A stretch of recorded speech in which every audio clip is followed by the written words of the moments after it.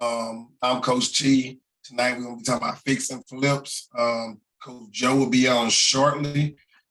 Just playing some music that one of my friends have made and you'll know. All right. So listen, this week it's almost over with. This month is almost over with. Next week we will not have class. I'm muted. All right, let me make sure I'm muted. I've been having that problem lately.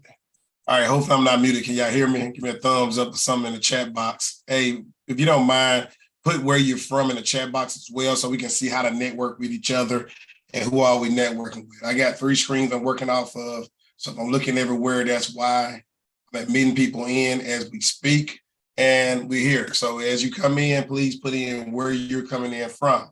Coach Joe will be talking about fix and flips tonight. That's what we'll be talking about next week. We'll be off independent learning. Labor Day weekend, well, not Memorial Day weekend. Have fun, enjoy yourself. I should be out of town. Alabama in the house. That's what I'm talking about. That's Alabama in the house. Who else? Who else on here? There's more people on here, and I don't know where you're from. Trying to network, make sure we know where everybody's from. I'm still letting people in. We also have other groups to meet. So the goal is to help as many people as possible. So we have a financial, all right, Dallas, Texas, I see you. We have a financial security group, which is a financial freedom group, talking about your finances, getting them aligned, making sure you're on path to your retirement goals or to your financials, well, basically to your legacy goals, what have you. And we also have a Why We Can Be Great. That's how we're going to build entrepreneurs and have to build a business mindset and mentality. Let me let the other people in. They're looking at all these screens, y'all. I'm sorry. And then we also have a Burr. So 5 Figures is our real estate private group, which is the action on the action. All right, Louisiana, that's what I'm talking about, Jamie Scott. Got you. The 5-figure formula, meaning making $10,000 a month, is the goal with just doing one strategy, right? That's either one part of the wholesaling, one part of negotiation, one part of keeping communication with the buyers, keeping communication with the title company, keeping communication with different groups. And you know what? All together, we all work together. You can make $10,000 a month, guys, $10,000 a month. And that's the goal for us. And then after you're making them 5 figures, when you cherry pick and pick one property to burr because you made money off of those wholesale deals, we ain't telling you to make the money off the wholesale deal and go buy a car. We ain't telling you to make money off the wholesale deals. Maybe you want to pay off some debt first. Maybe you want to knock out some of that bad debt, but go ahead and buy the house that you want to have as a rental. And now you can get up to 7 figures, right? 7-figure incomes. Who wouldn't mind a 7-figure income? Tell me if you don't mind, because I know I like mine, right? And that's burn, right? That's when you buy it, you rehab it, you rent it out, you refinance it, you repeat that strategy over and over again. So we're using wholesaling, selling contracts to gain money. Once you gain money, you want to buy your rental. Once you buy your rental, now you want to replace your salary. After you replace your salary, the income coming in on a consistent basis. You got a skill set that you can use over and over again. You know how to call people, ask questions, and get those questions answers. Put a house on a contract for the right price, and then wholesale a contract out. Then you buy your own rental, and then you fix it up with the money you're making off of wholesaling. Sound like a good plan? Hey, that's the strategy that we like to teach everybody. So you go from 5 figures to 7 figures because now you got a passive income. And then the whole goal of passive income is get enough houses to replace your salary. Now you go to work because you choose to, not because you have to.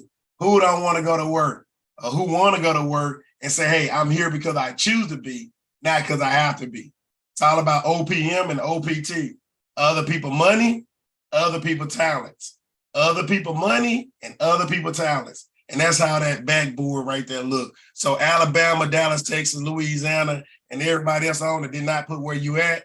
Hey, put where you at in the chat box so we can know where you're at and we can tell everybody, hey, we got some people to network with. We know where people at that's trying to invest. Brother Joe, I see you on. Man, my voice is gone. I'm pushing through it. I just want to go over the calendar events. Let me see. So we're working on, all right, that's all May. As you can see, I do this in Canva. All right, so we're working on June right now. All right, North Carolina, I know you here with me. That's what I'm talking about. Open up, open sesame. All right, so we're working on June calendar already. I know that I'm going to teach about HELOCs. The first week in June, I'll be teaching about HELOCs. A lot of y'all do not know you have money already available. So we'll be teaching about HELOCs. Coach Joe's telling me what he'll be teaching about. And then I will go more in depth about something dealing with marketing, more helping you out more with, lead gen next month. That's why I go over lead generation. So more strategy with lead gen and the different types of lead gen and what we hope you get from it. Again, we got the action, the Why We To Be Great Academy, Financial Freedom Academy, the Action Taker Academy, and the Burr Academies. So these are the days we're supposed to meet, private meetings. These folks right here are getting that, and they're making a good return on their money right now, and they're making a good return on their knowledge. All right, Coach Joe, that's all I got, man. I'm gonna go ahead and stop sharing my screen. I'm gonna let you do your introduction. Yeah, Coach, I see you, man. You pushing through it, man. The voice definitely allergies is getting a lot of people. And if you would have spoke to me on, when was that, a Saturday, we would have shared the exact same voice, man. That after the end of my son's championship game, which, man, I tell you, that was extremely exciting. And you know what? Because of starting out my entrepreneurship career and, and just becoming, really a true business professional, it's allowed me and afforded me that opportunity to start spending more time with him and my family and loved ones. So I'm extremely excited about that. And without that, it would be, very strenuous to be able to pull something off like that. But man, real estate has definitely given me that time freedom. I've learned that a lot of us we seek financial freedom, but ultimately, I truly believe it's the time freedom that we all want. And finances plays a large part of it, because we have to survive, we have to live. In at the exact same time, that mental freedom to be able to spend more time with them. It's what we want to do. Like this summer, Coach, he gets out of school. My son gets out of school next week. He has his 5th grade graduation next week. June we have a lot of things planned, a lot of traveling planned. Come July, I'm gonna be off all July. Me, myself, I'll be off like 20 plus days touring the world. So I'm excited about that. I'm extremely excited about it, man. So it's and I wouldn't be able to do it if I never took control of my time. I would never be able to do it. But hey, I continue to work harder than anyone that I know, and we'll continue to do so. And now I'm just doing that and trying to enjoy some fruits of my labor. So it's an exciting time right now, man. I know that was a little bit different than what you expected the opener to be. However, I wanted people to know that's out there is that, if you're looking for, an alternative to or an additive to your life, if you're looking at adding another vehicle into the vehicles that you already have when it comes to a vehicle of generating wealth and cash flow, real estate is definitely one of those things to be able to do that with and do that for you. And what I want to do this evening is hey, look, I'm gonna run through. I'm saying run through. Hey, I'm gonna share with you guys exactly what I do whenever it comes down to looking at fix and flips. I do fix and flips. I don't do them as much as I once did, but I do them. So if the right opportunity comes available, hey, I will do it. Like I have one right now that's going to be a flip. However, I ran the numbers extremely tight to where if, I decide that I need a different exit strategy, hey, I can do that just to convert the property into a rental and keep the party going, right? So let me share with you guys, just about fix and flips. I'm going to run through it very quickly. And I want you guys to ask, any questions, just drop them in the chat box. And I'll be sure that, myself and Coach, we'll go through those with you here. Let me do this here. There we go. All right. So the very first thing that you want to do whenever you're looking for a fix and flip is you want to identify a market. You know, a market is not just neighborhoods that you think are nice. A market, a good solid market is where you know volume is actually happening. Volume, which is transactions. People are consistently buying and selling, buying and selling. We all know neighborhoods that are exceptionally well. But when you're looking at fix and flips, you're looking for that middle class, upper middle class that, you know, again, a lot of transactions are happening in. Okay. So that's what you're looking for. So starting out, you want to take a look at what's the ARV of a property. ARV means after repair value. So when you're looking at your market, you want to be able to identify going in, hey, what's the average price per square foot? Because that will help you, you know, be able to make a quick and fair offer, a reasonable offer. Okay. So you want to understand that what that after repair value is. Then once you get that after repair value, you want to understand, hey, how do I actually calculate my offer? How do I make an offer? So what we share with you guys is you can use the 70% rule. Okay. Some people are now, they're doing 60% rules, 60, 65, because just of how the market is going. Now, this is how the market is actually going. There's still not a lot of inventory. You know why it's not a lot of inventory? Because over the last 2-3 years, a lot of landlords sold their inventory. A lot of banks sold their inventory. So it's still not a lot of inventory out there. So if you have a fair priced home that's, you know, especially if it's in that medium household range within that area, you're going to get some offers. Days on market are still a little longer, but, you know, they're not seeing a huge dip when it comes to pricing. In fact, the last couple of weeks, pricing has actually increased on homes. And it makes sense because it's getting to be summertime. And that's when people want to move. All right. So when you find that home that you're looking at, you already know the ARV, the price per square foot that things are selling for out there. Use that 70% rule. In this example here, if you have a property that's, you know, $500,000, what you do is you take, wait, what did I do in this example here? Okay, got it. And you have $50,000 in repairs. You know, hey, so now that tells you, boom, so now you're at 450. But let's just say if you do 450 times that 0.7, now that's 315,000. That's what your offer price is, okay? 315,000. So you have to understand that ARV because you want to fix and flip. You want enough equity left in the asset to where you can go out and make some money. All right.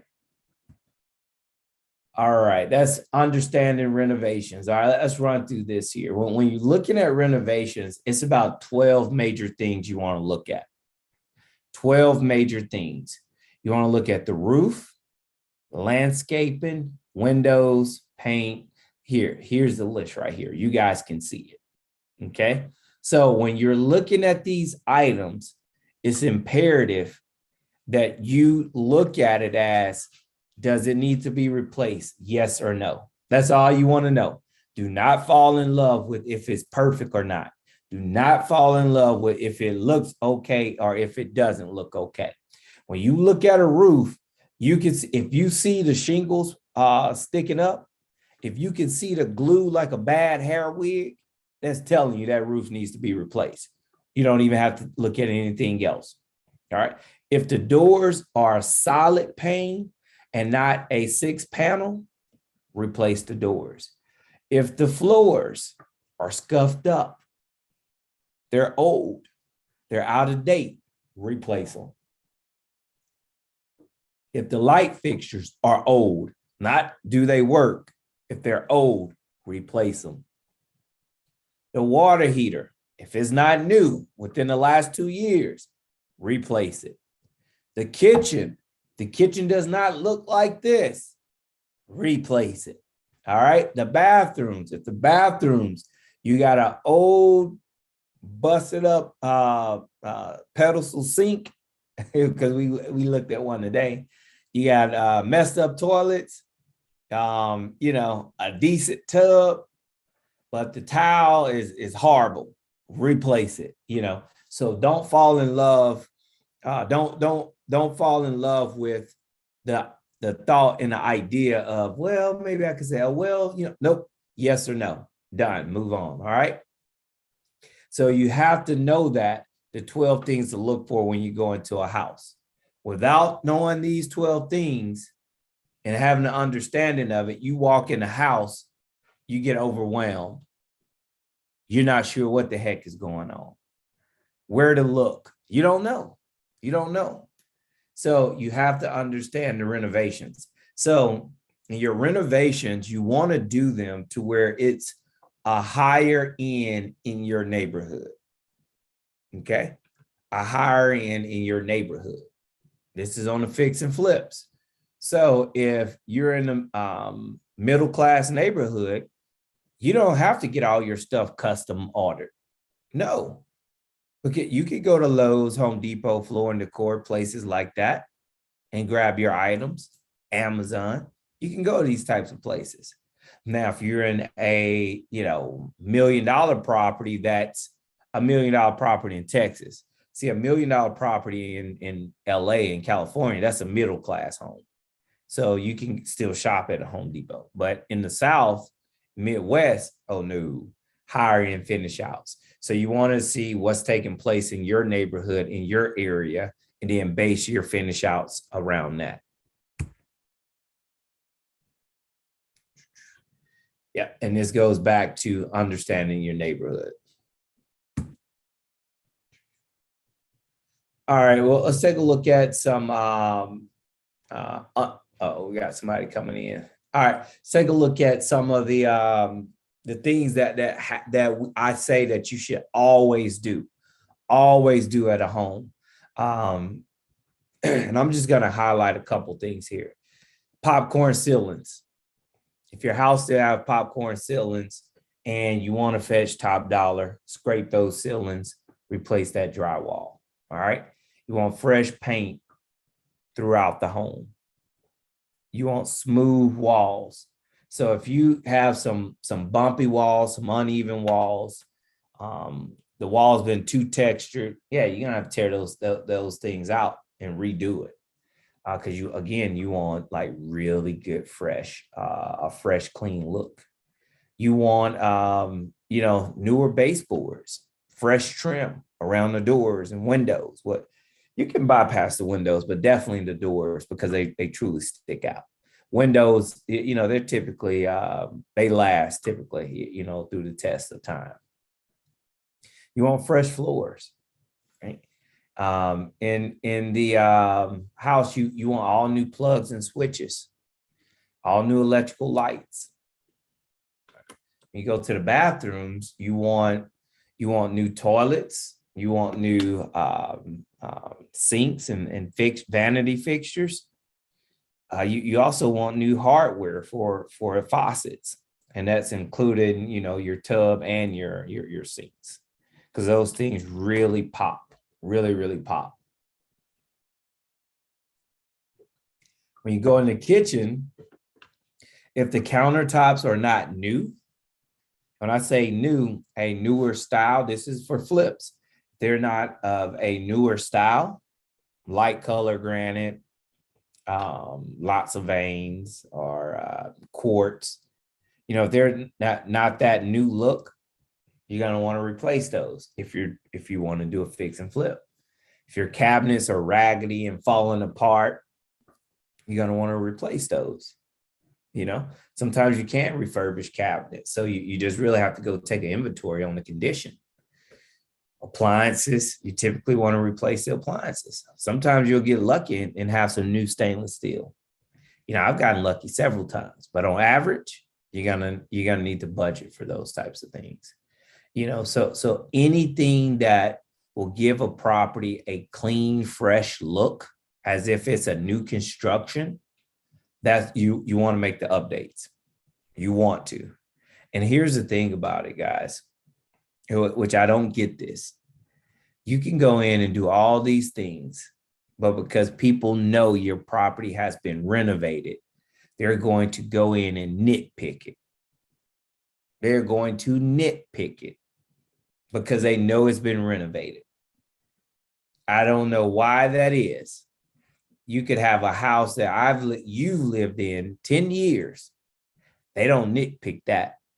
They're looking at how can they arrange their furniture, or, hey, let me change the color of this carpet. Going to this renovated house. Oh no. They looking at everything. So sometimes I have to say, man, the nerve of, get out. Get out. I'll keep it in my house. I'm gonna rent it. That's hence why I do more rentals now than anything. All right. Some other things that you all always want to look at, like say, you want to look at the roof. Sometimes you have to replace it, sometimes you don't. Windows, likewise. Sometimes you can just replace a window pane, and not the entire window. And the window pane is just a glass pane. Sometimes you have to replace the entire thing. So you just want to take a look at it. Again, you want to make your house look as nice as other houses that have been renovated within a 1 to 2 mile radius. All right. Here's one, landscaping. Landscaping is not always a must, but what I can tell you, man, if you have a beautiful lawn, your house definitely sticks out. The inside of your house could be average. That outside is above. Man, look, it makes a huge difference because you don't see that often. You do not see that often. Well-kept, manicured lawns. So you don't see it. You can see grass cut. You can see house looks good, but beautiful grass, fresh mulch, nice hedges, beautiful flowers, fresh pressure washed driveway and walkway to the front door. Oh yeah, all those things make a difference. And you want to do those things if you're going to, be doing a flip. Okay. So when you're looking at, again, back to the always, you always want to take a look at the garage door if you have one. If you do have one, I always encourage you want to paint the door and the wood trimming around it. It just makes it pop, makes it beautiful. Your water heater, as I said, if it's over 2 years old, you want to just go ahead and replace it. Fencing, some fresh panels out there. Sometimes you can get away with just painting the panels. Sometimes you do need to go ahead and put some fresh ones up. I always personally go with paint first, but if they're in bad shape, I already know, boom, I need to go ahead and replace them. All right. Again, you got the windows, you got the AC unit, the furnace and the condenser, just take a look at the condition of it. Again, with those, if it's like within the last 5 years, you're pretty okay. Anything past the 5th year, you're kind of pushing it. So at least have the unit serviced if it's over 5 years. Let's see here. Again, this goes back to understanding your neighborhood. There's different types of areas. You got level 1, level 2, level 3, and I'm still speaking about first-time home buyers. I'm not speaking about the lower income areas, because in lower income areas you're not really fixing and flipping there. You more so of buying and keeping, and holding on to those. So when you're in the middle class, you got levels 1, 2, and 3, and the difference between those is just the cost of the finish outs. The labor is still the same. Your material cost is what cost you a little bit more. Your paint, and here's how it really changes, right?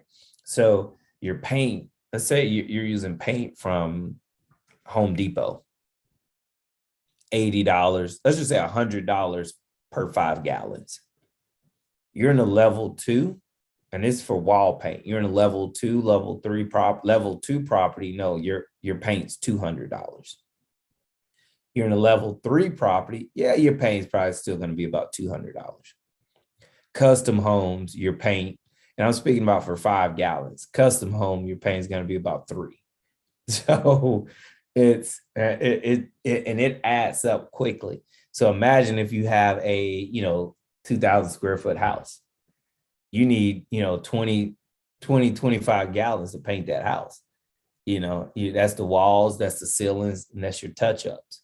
Now, yeah, you look up, you spend, $2,000 on paint, $2,000-3,000 on paint. You just like shucks. But if you're on the level one, that $2,000-3,000 ends up being about $900 on level one property. So, it's just, let you know that the finish outs are definitely makes a huge impact.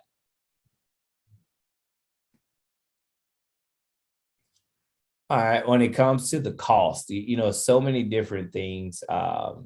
Again, it comes down to the finish outs, level 1, 2, and 3. Level 1 and 2, you're using typically, pretty much the same type of finish outs. 3, you're definitely not. 3, you're at the crown mold in from the walls to the ceilings. That gap, you got crown mold in there. You typically have thicker baseboards, more higher end electrical fixtures. The flooring is more expensive. So what I'm sharing with you guys right here, this is typically for a level 1. All right, level 1. So you're looking at countertops, you're about $90 a square foot. That's if you're going with a granite. That's a fair and reasonable price. Now, again, there's different grades. But when you're doing a fix and flip, you don't have to have the highest grade. It just needs to look good and function the way it needs to. Okay. Remember that.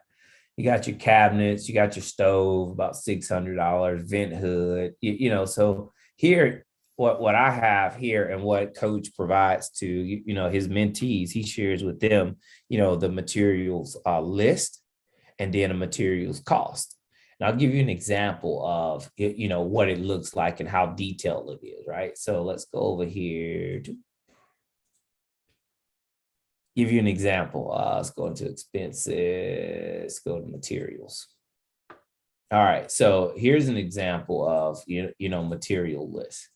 Okay, so here, this tells you everything that you're going to use, right? That you're going to need in the kitchen. Everything minus, don't have kitchen countertops and cabinets because those are different prices depending upon the size of the kitchen. But this is what you're going to always get. So it tells you right here, okay, boom, you need about $2,300 for the items in the kitchen. And then you just go down, you take inventory of the number of items that you need. We already have the cost added in there, get you your total cost. And then at the end, it tells you right there, you just add everything up.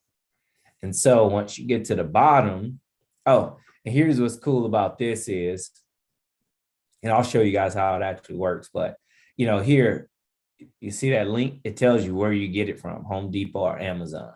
Tells you where you get everything from. Because I don't need to be thinking about this.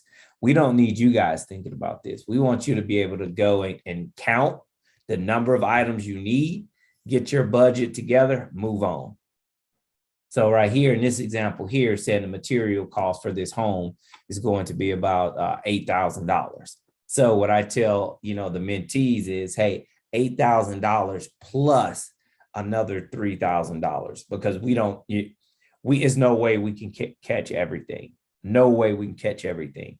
And if you come underneath that $3,000, jackpot. If you do, like I said, oh, well, you got that contingency built in there. If you don't, it's okay because you have, again, you can save the money. You save it. So this is what we share and we teach you guys is that, hey, look, let's make this easy. Let's make this simple.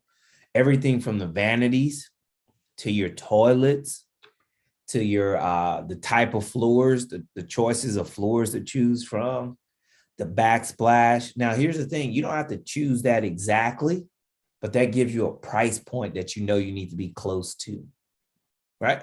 Because if my budget for floors comes back at $250, $275 a square foot, you should not be looking at floors that cost $4 a square foot. Nope, you should not. This is where you need to be at. So you just adjust it, price wise based upon that to help keep your profitability where it needs to be. And then too, we're here to help as well. So here's things in a bathroom. Again, you have price points and everything there. So, and this presentation is available too. So if you guys are interested, in taking a look at this, just get with Coach, send Coach. Coach will put his information in, and he'll be able to tell you exactly how to get this information. Okay. But this is very, very critical if you want to go into doing fix and flips, because without knowing what the numbers are, how can you know if you're getting a fair and equitable deal? You don't. So this here helps you with that. Now, granted, these numbers aren't the same in California, but you can add a 10%, 12% increase to it, and you should be ballpark. If they're above 10 or 12%, you could tell them to kick rocks, right? You could tell them that. So, and here's the thing, you know what your materials cost. Jackpot, boom. So they come back and they give you a high number, like, wait a second, what do you charge me for materials? Well, your material is going to be $8. No, Coach Joe and Coach T, we got our materials list right here. My material is actually $3.25 a square foot. So where are you getting $8 from? And then hey, you can negotiate from there. So yeah, so you just have to have an understanding of the renovation to really be able to make your offer. So remember, guys, first thing you need, ARV. Well, first thing you need is a market. Where are you going to invest your money at? Okay, where do you want to do your fix and flips? And not only where do you want to do it, where's the transactions actually taking place? Okay, now from that, you've identified the market. Now you make your offers based upon the 65, 70% rule. Okay, it's the ARV times 65% minus your repairs gives you your offer price. Boom. Then don't forget the 12 things that you need to look at every house. Don't forget, this is important. Again, because when you pull up to that house, you're going to immediately feel overwhelmed, especially if it's your first one. As you get in the routine, you just go. Roof, okay. Paint, yep, I know I'm going to have to paint. Okay, landscaping, yeah, man, not gonna do that much. So my budget's $1,000. All right, windows, I need new windows. Dang, I do. Okay, how much is each window? Okay, how many windows you have? So you're just going like that. You're just adding it up, done. You're not overwhelmed. Your time should be coming up with your color scheme, your design, your schematic, all of that. The cost, the numbers and stuff like that, we take that out. We handle that for you and with you. We do that for you and with you. All right, let's see here. All right, yeah, we're not gonna go through the roof. Hey, Coach. Yes, sir. Hey, man, I want you to skirt past that part about negotiation.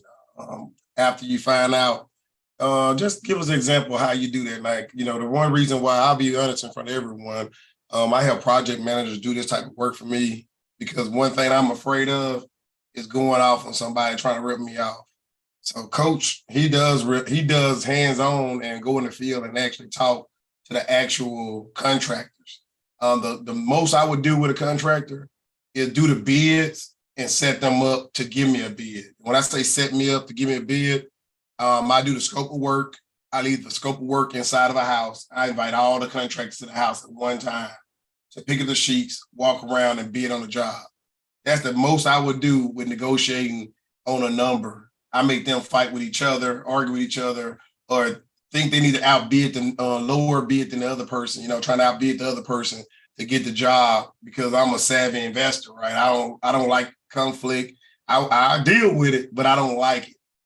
So those are some tricks that I learned to do to kind of keep me out of it. Then I got a project manager that deals with contractors, and he can go off on them and go crazy on them, and I can just sit back and say, good job. So Coach, that's just my way of dealing with it, but I know that you do a lot of this.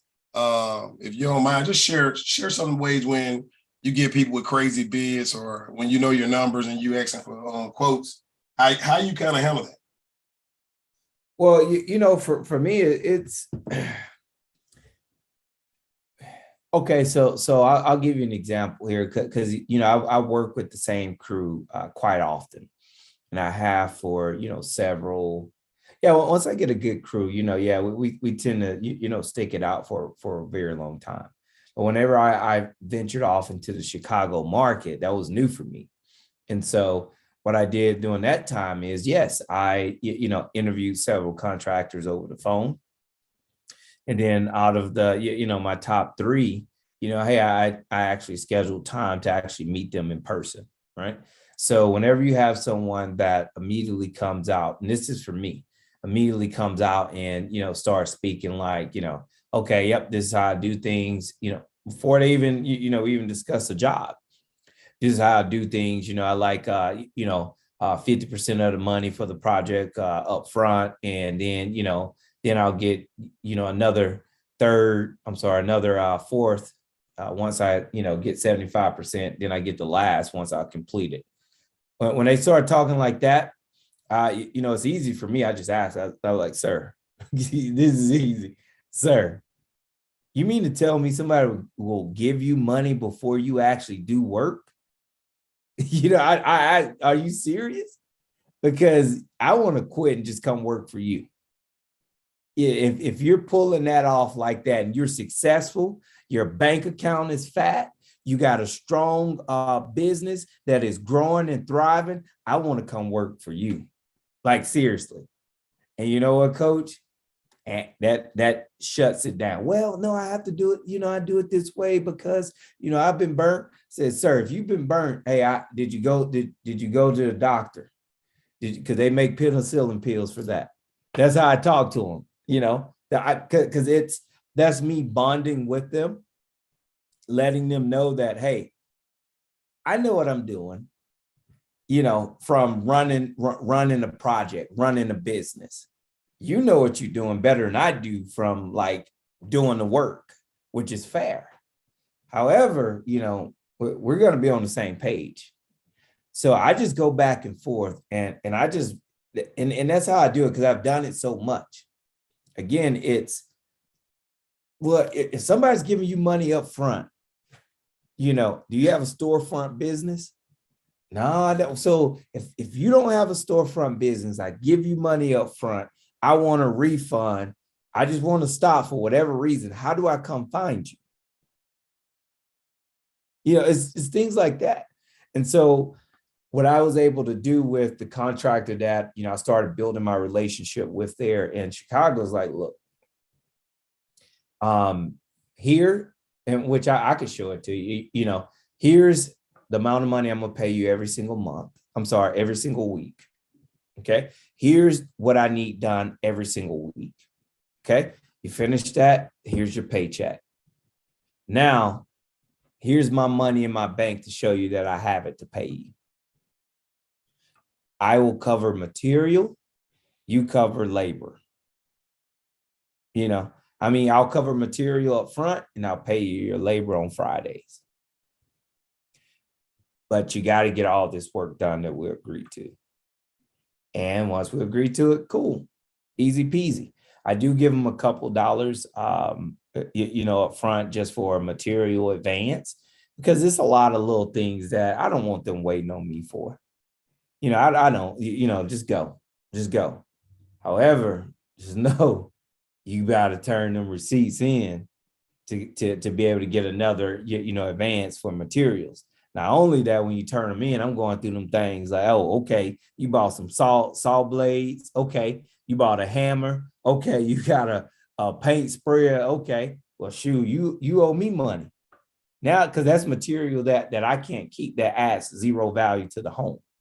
So I go through those types of things with them, but that's how I negotiate, coach. It's really just, hey, look, I want to be fair. Number one thing, I want to be fair.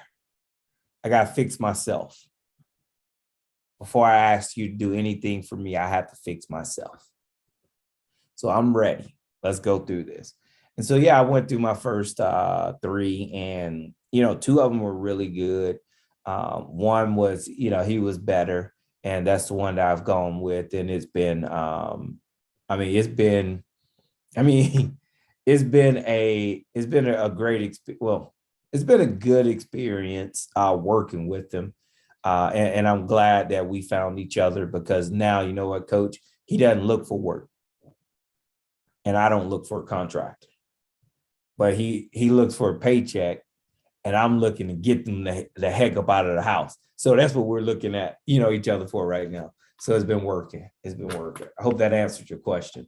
No, I think everybody found value. If y'all found value in that, give a thumbs up in the chat box. I mean, because at the end of the day, if you don't have the experience and you don't do this on a daily basis, or you haven't done it before, you need to hear, that how coach deal with conflict, because most folks, with not EI, if you ain't got the emotional intelligence, you really want to knock the heck out of somebody, or you want to snap, you want to cuss them out, or you say they did you wrong.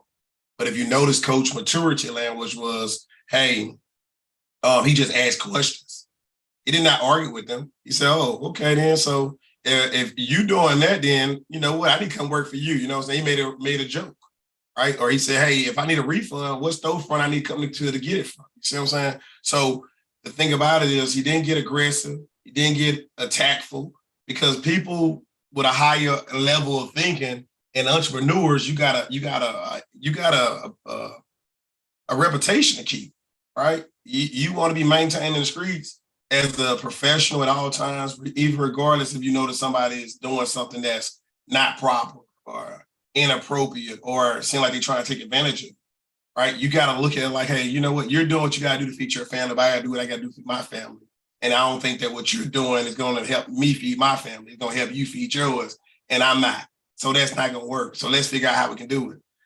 He also brought out to everyone that he go through receipts. He trusts but verify. He give a little money up front, but then he give him enough rope to hang himself pretty much.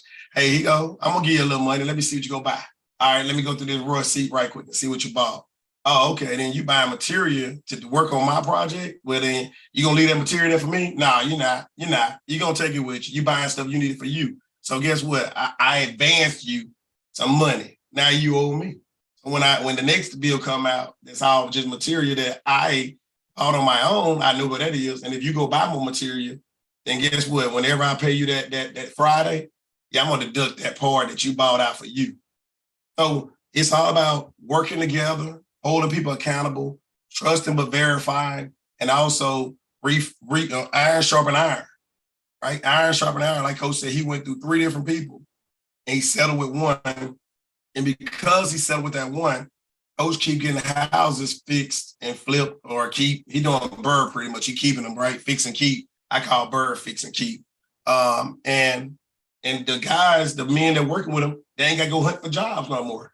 They got a steady employment. They know their hours. They know their job. They getting better and better every time they do it, because Coach used the same scheme in every house, just different sizes, right? So now it's a good working relationships, all because he had the patience, he had the emotional intelligence, and he had the fortitude to look a man or woman dead in the eye and say, yeah, I can't do that, but I can do this.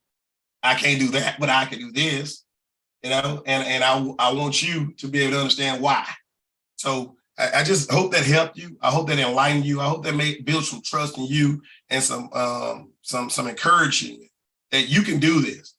Now, again, I ain't got the emotional intelligence, because somebody try to rip me out of my face. I don't know. I may slap the hell out of them. I don't know. I ain't no violent person, but I just don't want to be insulted like that in my face. You just gonna tell me $8 and they call $2. What the hell? You think I'm a Willie Foo-Foo? Let me show you Willie Foo-Foo. Let me be Willie Foo-Foo. But that's why I don't do that. That's another lesson in itself. Do what you supposed to do. Get out the way and let other folks do the other stuff, right? Don't do stuff that you're supposed to do. I love Joe, but Joe know how to talk to them people and deal with that stuff. Coach T don't do that. Coach T pay somebody else to go talk to them people, so they can go to jail, not me. That's right. Yeah. I don't need you in my lane. No, Right, man, because I love being out in the field. Again, because working, at home, out of your office, 90% of my day I spend by myself. I'll say it again. 90% of my day I spend it by myself. So therefore, whenever I get an opportunity to interact with someone and be out in the field, hey, I'm excited. I enjoy it. Because I miss that touch and that connection, with people. Yeah, I enjoy it. And I don't want, and my business is built upon, people like Coach, not wanting to do what I love to do, and vice versa. We don't want to do, we don't want to do what we don't want to do. We want to find people that love to do what we don't want to do and work with them. Now you can grow and create something, special. Hey, Coach. Yes, sir. Hey, everybody in the chat box, hey, put your thumb up if you thought about this when Coach said 90% of the time I'm in the field by myself. Did y'all think about he being the only kid at home and he got a basketball goal and people come play basketball, he take the ball in the house with him? All right. I don't know if I'm the only one, but my bad. That's the first thing I thought about when you said you got to feel all the time by yourself. Yeah, man. Hey, look, that's how it is, man. It is, man. I gotta get my ball. Yeah, man. It's, I mean, this life, the life that I have and I've created, it is like ultra special and super amazing. Yet it is lonely. It is. That's the drawback, because because the business I'm in, it doesn't require me to actually go to work every single day. It requires me to work, but not go to work every single day. And so, and I love that. And this is what, a lot of people have, just gotten so screwed over, is that, they think that, that's how their life should be. No, mother sucker, you got to work for that, and then whenever you get it, you got to appreciate it, and you have to treat it as if you do. And that's whether you're working for someone else or you're working for yourself. You have to go, you have to appreciate it and treat it as if you do. So, but Coach, let me go through this here really quick. So guys, as soon as, again, you said the ARV, this here is my scope of work for one of the properties I've worked on. So basically what I went through is, hey, I had to come up with what my renovations costs were, right? So I had to do this. So I went through my renovation cost. Let's see here, flooring and basement, epoxy, 2,500. So I just went through it, landscaping, 1,000. So I came up contingency, 5,200. So the budget for this property here was $70,000. Okay, 70,000. So here's all my line items that I have. Here's the total, what my budget is. Okay. So I have to do that for every single property. So now whenever I'm doing that, hey, I know if my guys are coming in and, giving me a fair deal. Now, what you will learn is sometimes your line items don't necessarily match with theirs, but your overall budget does. Okay, fine, fair enough. As long as it's not too out of whack, meaning that they didn't jack up the paint by, $3,000 and lower the floor install by $3,000. Because if you got to replace them, man, that cash flow is not going to be the same. So you just look at those little bitty things there. But let me share with you guys here a property that that we purchased, we acquired from start to finish. Okay, so I'm gonna run through these photos here. Again, you look at landscaping. What you got to do? Cut the grass, edge up the concrete, clean it up pretty nicely. Got a little bit of masonry work to do here. You got roof looks good, newer windows, freshen up the gate and all that. Let's go. We ain't spending too much time. That's the back. Here you see these steps and porch here. You could actually, this here, you could save it or rebuild it. You can rebuild these steps right here, or you can redo the entire thing. Redoing the entire thing costs you probably an extra $350 to $400 than just to repair it. So you take a look at, hey, is it worth it? Okay. Let's see here, just the windows, back of the house, garage. Let me get to some of the photos from the inside of the home. All right. There we go. This is the basement going upstairs. It's the back door. Yucky. All right, it's one of the bedrooms in the, nope, that's the hallway in the basement. That's a pump. In Chicago, a lot of the houses have sub pumps in the basement to help with flooding. It's a bedroom in the basement. Got the carpet down there. You see, they don't even have the 3-inch baseboards there. Another bedroom. Closet, no door. All right. Oh, remember I said about the furnace? That's the older furnace. Furnace older than 5 years, so we had to replace it. Now remember, now I want you guys to remember, this here is the basement. Uh-oh. That's the basement. It's a bathroom in the basement right here. So what you guys, this here was the shower in the basement. And that toilet that you guys saw in the other photo was on the other side of this wall, and that vanity was right there. Yeah, man, hey, that's a nice little shower there, man. Has steamer, just wasn't installed properly. Laundry room. Keep going. Breaker. So when you're looking at the electrical, you want to see, if your breaker box is new.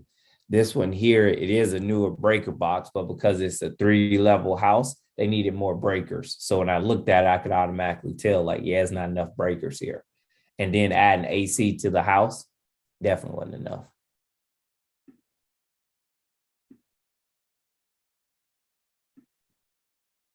Let's see. Pretty nice neighborhood too. Okay, that's a bathroom. Okay, that's a bathroom on the first floor.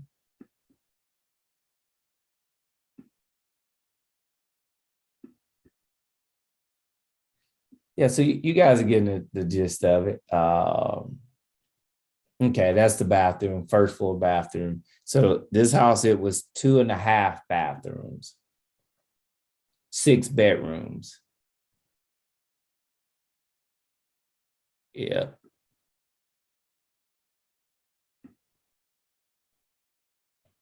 And you see all this like sheetrock work in here, drywall. Yeah, it was a lot of work to do. Like you had to go through and skim coat all that. All that, had to skim that out, then sand it, all that.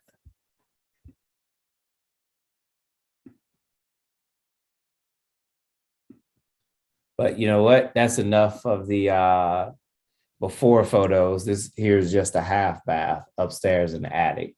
There was no tub up there. Yep.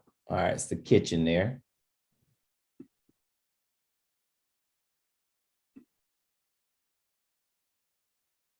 Yeah, leaks everywhere. All right, so now let me share with you. Oh yeah, you see that there. Oh yeah. You won't even recognize this section right here. This is the kitchen. You won't even recognize that section. Let's see. Yep. Look at those tiny baseboards. All right, let's take a look at what the property looks like now. All right, this is it. See how big the baseboards are? 3 inches. Add the fireplace, fan. It's the bathroom now on the first floor. This is now the bathroom in the basement. Remember, so we had the toilet right here, but we said as soon as you open the door, boom, if you got your pants down, they looking all at you. So we kind of hid it on this side behind the vanity. So now you got the walk-in shower. This is the kitchen now. So here's the thing about this kitchen here. I kept the upper cabinets. The lower cabinets were no good. I just kept the upper cabinets and painted. Notice here, it's a clean, fresh look. I didn't even put a backsplash in there. I just went back with just regular, the lip right there from the countertops. So whenever I said that you guys won't even recognize that little section that with that window right there. So we built this in and we added the door there. I mean, we added a place for a refrigerator. Remember the upstairs part? That, yeah. Again, all the homes come with alarm systems too.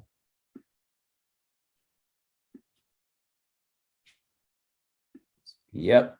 So that's it right there. Now, oh, this was the basement area too. We pulled up the carpet, and what we decided to do is just go back and paint the floors with a concrete paint. Yep, it's just a little bit more cleaner look than going back down there with some carpet, and it was cheaper than doing tile. Tile it would have been very expensive to do that. So we just painted the floor. So that's it. So again, you have to know what your numbers are. You gotta know your numbers on your renovations. You have to know your numbers, what they are on the ARV side of things, so you can make an actual solid offer. And to give you guys an example of this property right here, this is a real life example here. We'll pull this up here. All right, let's see. Let me give you a real life example, and then Coach, I'm going to turn it back over to you. Okay, here's a real life example of this property here. We bought the ARV of this property was $335. Okay, so now times, I run my numbers a lot tighter. So I do my numbers at times 0.6.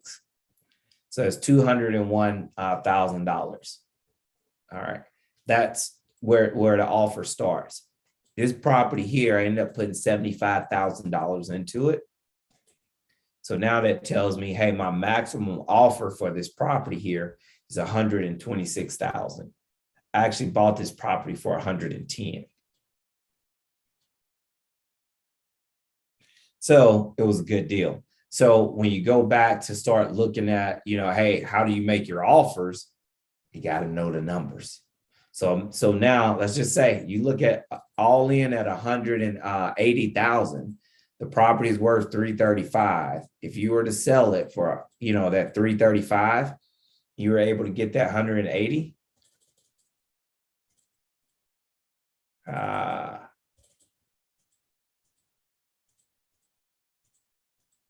It's $155,000 of profit. That's not your net profit. That's profit. And I believe everybody on this call this evening would like to make $155,000. I would, which, we didn't sell the house because it was just, we chose not to sell because we're working on something extremely special right now. So we decided to hold on to the assets versus flipping it. And and I believe it was the right move. I believe it was the right move, and we're excited for what's taking place. So, Coach, that's all I have to share this evening. I appreciate the opportunity to speak and share a little bit of information about real estate. Anyone does have questions, Coach, I'll be here to answer any questions. One of the questions was, great job, first of all, and thanks for taking out the time to educate us and show us things that we probably would have never seen if we went on this call.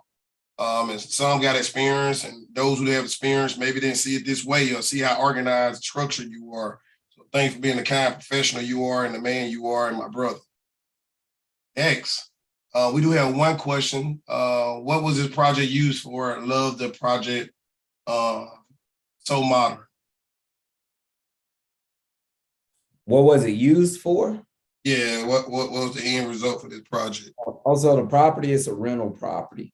And as of today, we leased the property out once, and had some things happen, and so now we got the home back and we leased it out.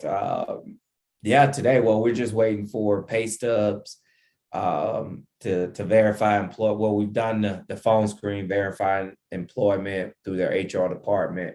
We're waiting on their pay stubs. And once they do that, we'll enter in the actual lease. So we'll be leasing this property out. Outstanding. All right, anybody else have any questions? Thank y'all for staying on and listening to the end. I appreciate you, Miss Jamie Scott, T, Eric, Caleb, Austin. Thank y'all for staying on to the end. I know that somebody just hung up, but go ahead. If you got any questions, please put them in the chat box. We're looking at them. We want to answer your questions because, I mean, this was a lot of good information. Will this be, the recording is actually live right now. You on Investing Now 2021 YouTube channel as we speak. You also in Facebook, Why Wait to Be Great community. You also on Twitter and Why Wait to Be Great. You in 5 different spots right now recording live. All right, any other questions? All right, next week we'll be off. So y'all got a break next week. We got a break, coach. We got a break, coach. We got a break, coach. Okay. Yes, sir. Yes, sir. They'll be calling me on Sunday saying, hey, man, what we doing tomorrow? Nah, man, I'll be on the beach. Yeah. Oh, yeah, you sure are. You sure are going to the beach.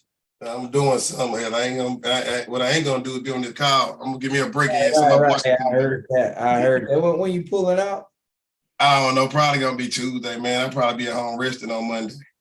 Then all the motherfuckers go out there and play, then come out there later. Gotcha. Hey, I heard that, man. Ain't nothing wrong with that. Never. Absolutely. Coach, I do appreciate you, man, giving all this free knowledge out. Stuff that these folks, they got to pay thousands of dollars to go to a workshop just to hear it. Go stay in a hotel. Usually for to hear what coach just presented to y'all, you will have to pay money to go register to be a part of it, stay in a hotel, and then come there and then they try and get $30,000 out of you afterwards. So I hope you're thankful for that information. It was great to hear, great to witness, great to be a part of a legendary man like Coach Joe, because he's going to make history. He already made history for his family. He's going to continue to make history for this world. So thanks for being my brother, guys. Hey, no other questions. Thank y'all so much. Good night. Awesome, brother. Talk to you soon. All right.